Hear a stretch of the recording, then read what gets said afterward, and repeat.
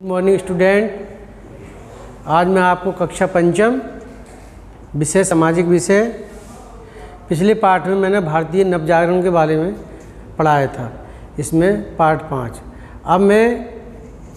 अब ये पाठ 7 पढ़ाऊँगा, तो इसमें छठा पाठ छोड़ दिया गया है। मैंने आपको पहले ही बताया कि 30% लेस हो गए हैं विषय में से कोरोना के कारण। आज कक्षा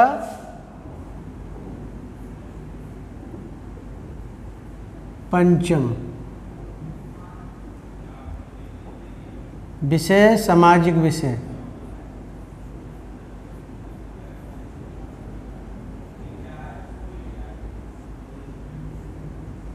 सामाजिक विषय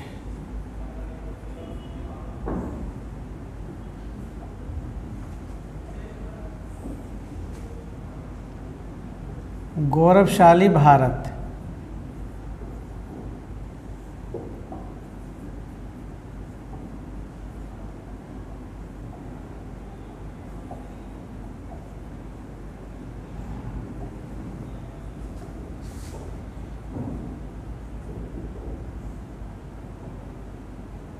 पाठ 7 स्वाधीनता के लिए स्वाधीनता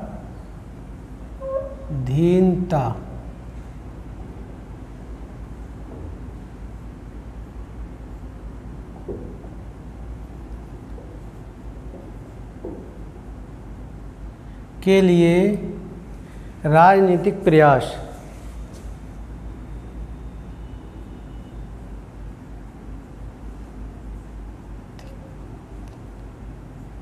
राजनीतिक प्रयास जो महापुरुष थे उन्होंने अपनी स्वाधीनता यानी स्वाधीनता के लिए क्या क्या प्रयास किए। जैसे कांग्रेस की स्थापना,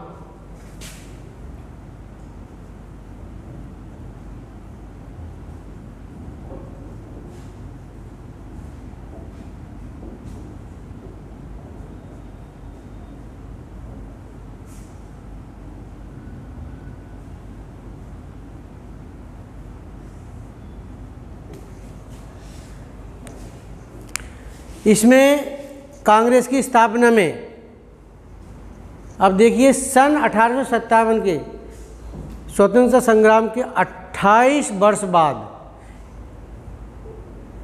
अंग्रेज़ों ने एक चाल चली और उसमें इंडियन नेशनल कांग्रेस की स्थापना की। उसमें इंडियन नेशनल कांग्रेस की स्थापना इटावा में, उसके उस समय इटावा ज़िले के अंग्रेज डिप्टी कलेक्टर A.O. ह्यूम थे। वास्तव में भारतीयों के अंग्रेज के विरुद्ध जो योजना बनती थी उसकी जानकारी के लिए बनाई गई थी कि अंग्रेज़ों को इस बात का पता लगता रहे, इसलिए अंग्रेज़ों ने ये चाल चली। इसमें जो प्रमुख नेता थे सुरेंद्र नाथ बनर्जी, महादेव गोविंद रानाडे, गोपाल कृष्ण गोखले आदि प्रमुख नेता। अब लोकमान्य बाल गंगाधर के तिलक के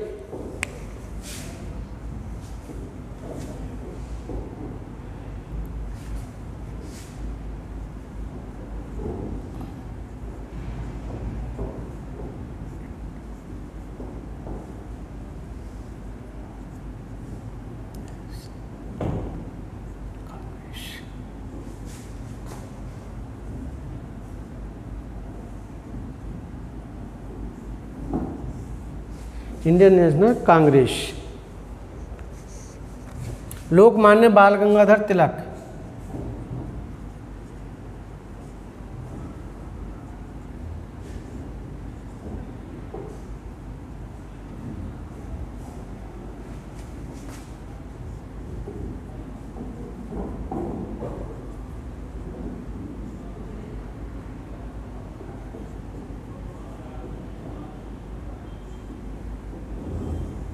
महाराष्ट्र में जन्मे लोकमान्य बाल गंगाधर तिलक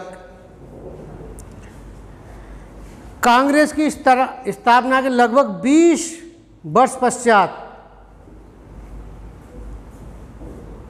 लोकमान्य बाल गंगाधर तिलक 23 जुलाई 1856 में इनका जन्म हुआ था रत्नागिरी नामक स्थान पर। ये कहते थे कि जो अंग्रेज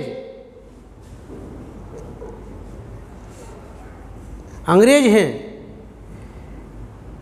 कुछ उन्हें सुविधा नहीं चाहिए और ना ही स्वतंत्रता मांगी उन्होंने कहा था कि स्वतंत्रता मेरा जन्मसिद्ध अधिकार है और मैं इसे लेकर रहूँगा। बचपन में ये बहुत स्वभाव गंभीर, अध्ययन विशाल और आचरण निर्भीक था। उन्होंने गणेश उत्सव, शिव साम्राज्य दिवस, शिवाजी के अभिषेक का जन्मदिन मनाने लगे। लोगों में देशभक्त की भाव, एकता स्थापित करने के लिए उन्होंने महाराष्ट्र में अनेक कार्य किए।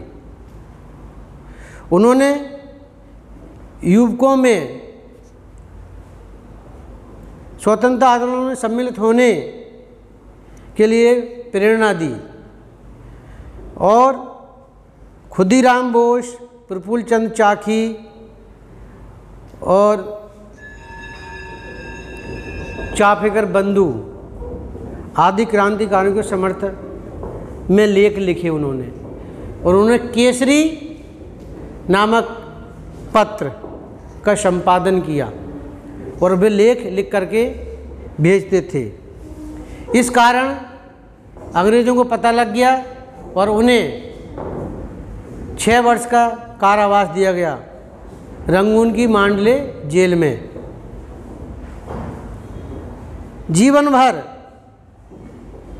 स्वतंत्रता के लिए लड़ते रहे और 1920 में उनकी मृत्यु हो गई।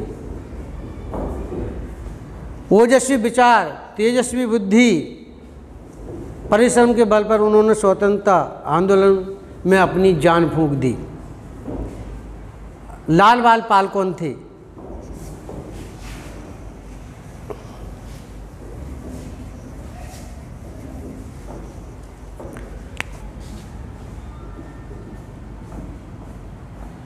लाल बाल पाल, ये भी तीनों क्रांतिकारी थे। लाला लाजपत राय, ये महाराष्ट्र में जन्म हुआ इनका, और ये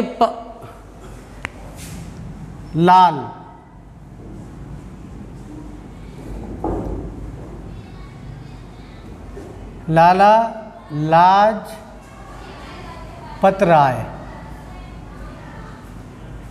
लाला लाजपत राय, इनका जन्म पंजाब में हुआ था। पंजाब के में प्रसिद्ध हुए ये।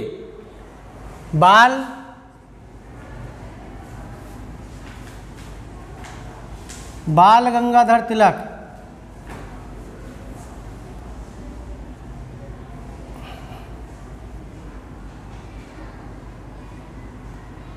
लोकमान्य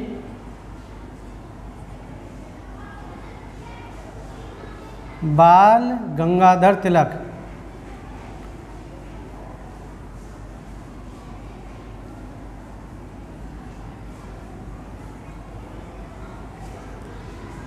पाल।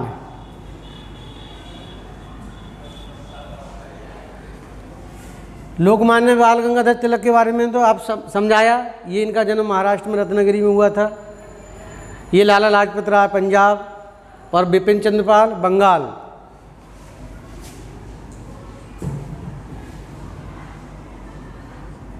बिपिन चंद्र पाल, इन्होंने बंगाल के विभाजन में बंगाल का विभाजन नहीं हो बहुत साथ दिया। लेकिन अंग्रेज़ों ने चाल चली बंगाल में और वहाँ पर मुस्लिम लीग की स्थापना कर दी, मुसलमानों की एक संस्था बना दी। इसके बाद इन्हें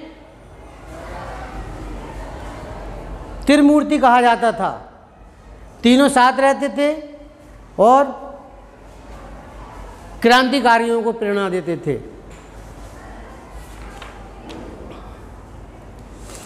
स्वदेशी आंदोलन अपनी भारत की वस्तुओं के लिए चलाया गया कि विदेशी वस्तुओं का प्रयोग नहीं करें, अपने देश की ही वस्तुओं का प्रयोग करें। इनके नेता थे प्रमुख नेता गोपाल कृष्ण गोखले। अब मैं महात्मा गांधी जी के बारे में बताऊंगा।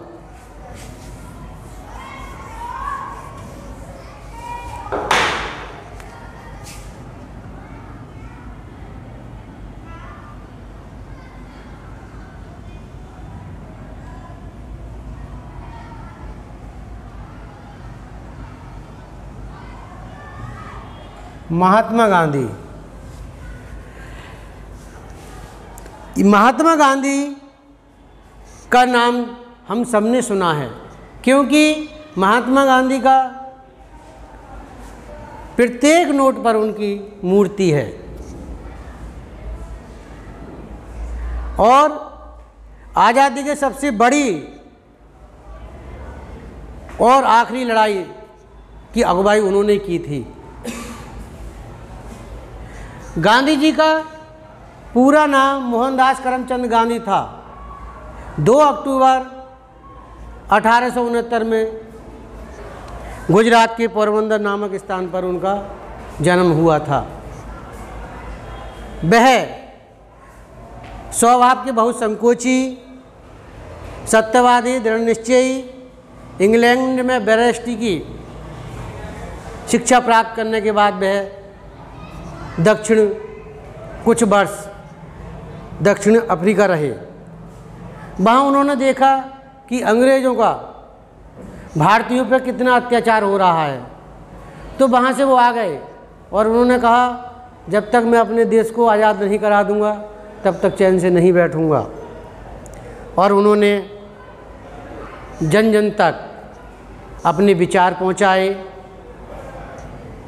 क्रांति के लिए सबको खड़ा किया और उन्होंने कहा हिंसा नहीं, अहिंसा के बल पर जीता जाए।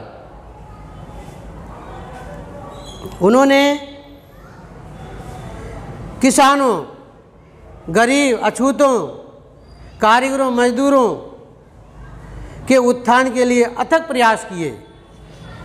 हिंदू मुस्लिम एकता के लिए जीवन भर प्रयत्नशील रहे। उन्होंने श्रम के प्रति निष्ठा जगाने का प्रयास किया। उन्होंने चरखा चलाकर स्वतंत्रता आंदोलन का प्रतीक बना। उनके प्रयत्न से देश में सामान्य जनता भी स्वतंत्रता आंदोलन में कूद पड़ी और उन्होंने हरिजन नामक पत्र से द्वारा उन्होंने अपने विचार जनता तक पहुंचाने लगे। अब मैं जलियांवाला बाग हत्याकांड के बारे में बताऊंगा। जलियांवाला बाग हत्याकांड,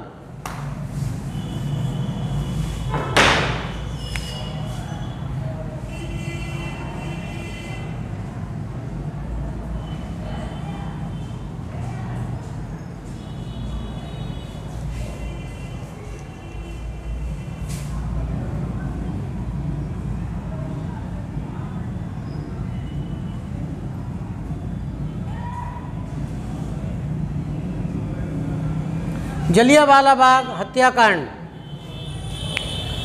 अमृतसर में जलियांवाला बाग में एक विशाल सभा का आयोजन 13 अप्रैल 1919 में हो रहा था। इस दिन पंजाब के प्रसिद्ध बैसाखी का त्यौहार था। मैदान चारों ओर से दीवारों से घिरा था। उसमें आने जाने के लिए एक छोटा सा मार्ग था केवल। हजारों लोग मैदान में इकट्ठे थे। सभी शांतिपूर्वक सभा का आयोजन हो रहा था। तभी वहाँ पर मौका पाकर जनरल डायर ने और सैनिकों को आदेश दिया और गोलियों की बौछार करा दी। वहाँ पे कहा जाता है कि धरती लाल हो गई और वहाँ पे एक कुआं था, लाशों से कुआं पट गया, वो नरसंहार हुआ बहुत बड़ा। इससे इंग्लैंड, पंजाब के किशोर ने उसका बदला लेने के लिए प्रतिज्ञा की। जब जनरल डायर नौकरी से अवकाश लेकर के इंग्लैंड चला गया तो इंग्लैंड में जाकर उस बालक ने गोली मारकर उसकी हत्या कर दी और जलियांवाला बाग हत्याकांड का बदला ले लिया। उसका नाम था सरदार उधम सिंह। इस प्रकार से मैंने आपको राजनीतिक प्रयास के बारे में बताया और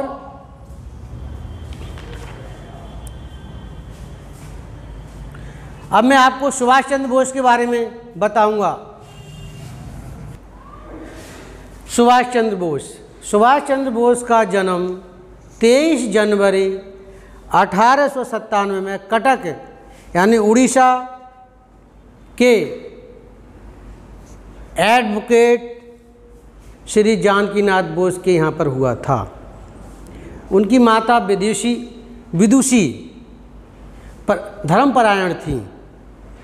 उन्होंने नैतिकता, साहस, देशभक्ति की कहानियाँ सुभाष चंद्र बोस को सुनाई थी।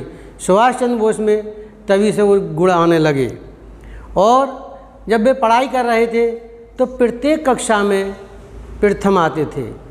इस प्रकार से जब इंग्लैंड में परीक्षा हुई तब वे ऐसे भारतीय थे जिन्होंने IPS की परीक्षा पास की थी प्रथम श्रेणी में। और ये नेता कुछ गरम दल के थे, कुछ नरम दल के। गरम दल के सुभाष चंद्र बोस और भगत सिंह, सुखदेव, और जैसे नरम दल के थे गांधी जी और पंडित जवाहरलाल नेहरू आदि, ये नरम दल के थे। एक बार जब ये पढ़ाई कर रहे थे तो कहा जाता है कि एक बच्चे ने किसी भारतीय को मार दिया था। तो उसने बच्चे ने कहा कि मैं भारतीय को ऐसे ही ठोकरों से मारता हूँ। तो इन्हें इस बात का बुरा लगा और फिर इन्होंने गुस्से में आकर के उस अंग्रेज़ बच्चे को ठोकरों से मार मार कर उसे बुरी हालत कर दी उसकी। जब इन्होंने अंग्रेज की नौकरी नहीं की और ये भारत में इन्होंने स्वतंत्रता आंदोलन में कूद पड़े और इनसे प्रयासों से अंग्रेज सरकार परेशान हो गई और इन्हें नज़रबंद कर दिया। तब ये चोरी चुपके से जा कर के जापान, जर्मनी पहुँचे और इन्होंने